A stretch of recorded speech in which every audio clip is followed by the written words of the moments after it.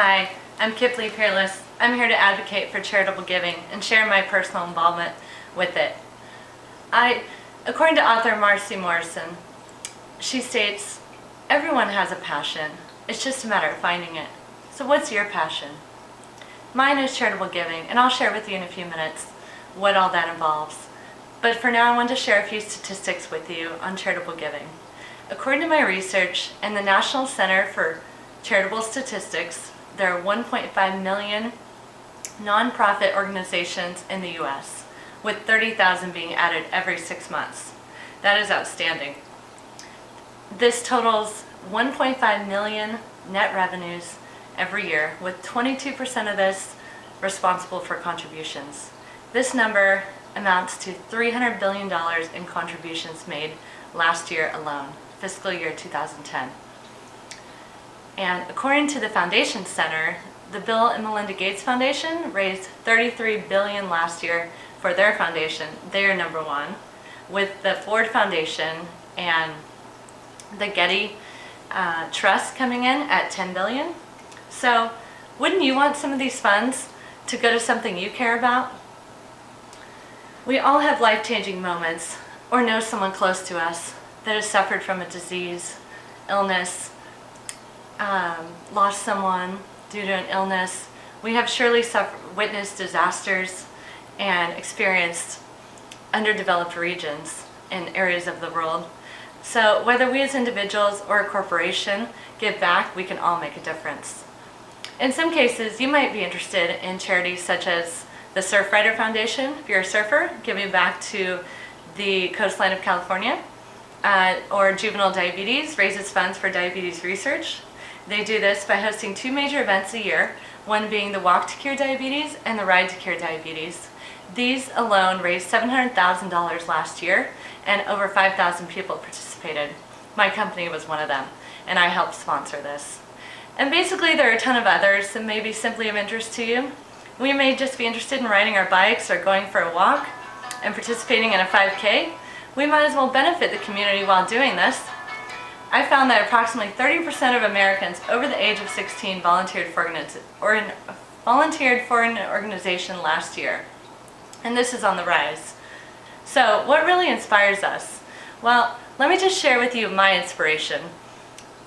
I was introduced to corporate philanthropy and charitable giving through a really good friend of mine, Lorraine Steele. Her passion, her advocacy, and her work for diabetes research has been outstanding. For decades, she's proved invaluable to many corporations. She has gone as far as presenting in front of Congress in order to help pass the stem cell research proposition 71 for diabetes. She's been at the forefront of this big movement to support the Diabetes Foundation, and the most inspiring part of all of this is that her husband, Chris Steele, suffers from type 1 diabetes and is a recent survivor of a kidney transplant surgery that he just underwent. They have been tremendous role models in my life, and they are prominent in the business community, so it just shows as an example how to give back and how to be an inspiration. They were my inspiration, so who is your inspiration? We all have to allow ourselves to experience these opportunities, whether you're lucky enough to have someone to inspire you and motivate you, or if you're able to develop curiosity on your own. Well, there's more than one way of giving, and I'll mention a few ways. There's one way through an organization that you can help. Even in today's difficult time with tight dollars, we can make a difference on our own and convincing the companies to do so. And one way I did this is while working at Nicholas Applegate, I was appointed to serve on the firm's charitable giving committee. By serving on this committee, I gained a better understanding of the charity process, selection process, the PR, and the philosophy of the corporation, and all of the requirements that it involved. I worked diligently with some key contacts in the biotechnology field and presented this to the corporation for a possible grant to the Juvenile Diabetes Research Foundation. And I was convinced that they could make a difference in the lives of children with diabetes. The only problem was the challenge they presented me was requiring focus within the local community. So I went out to scavenge and demonstrate that JDRF does impact the local community. And a few statistics on them are they were founded in 1970 by parents of children with diabetes. They've contributed more than $107 million in the fiscal year 2010 alone, with more than $1.5 billion in research.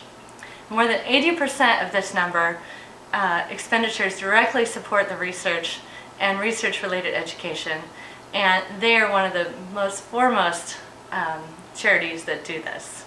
Others you'll find it's approximately 50%.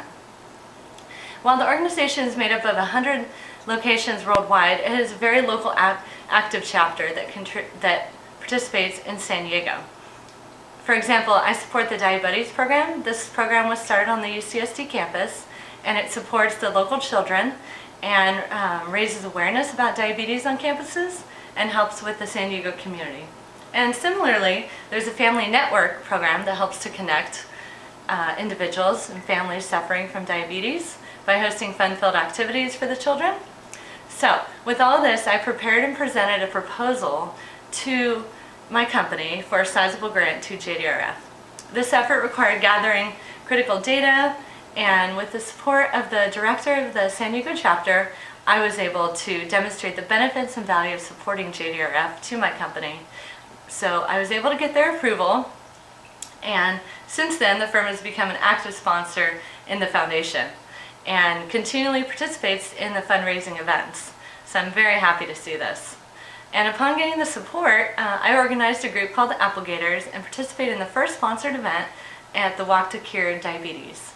We were able to raise $10,000 and welcome more than 120 of our employees. So this experience allowed me to recognize the importance of social responsibility and become actively involved within the community.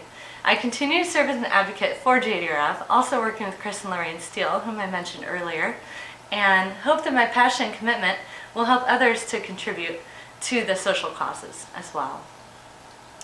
Also, I'd like to mention a recent interview I had with Wing Lam, a professor of ours at Concordia University, Marketing Communications, and also the CEO of Wahoo's Fish Taco.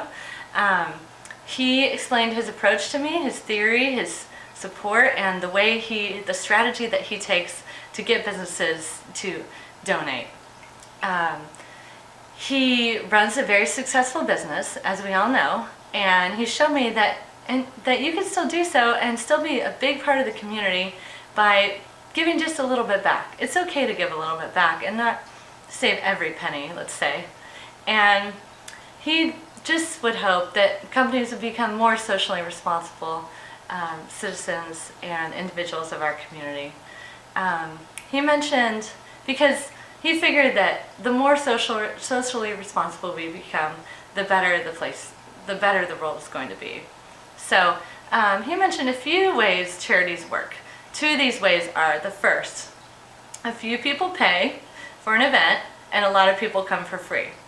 This works such as in the case of golf tournaments, gala dinners, auctions, etc. All of these things are designed to give people a reason to come. They're going to have fun, and someone else is going to pay for it.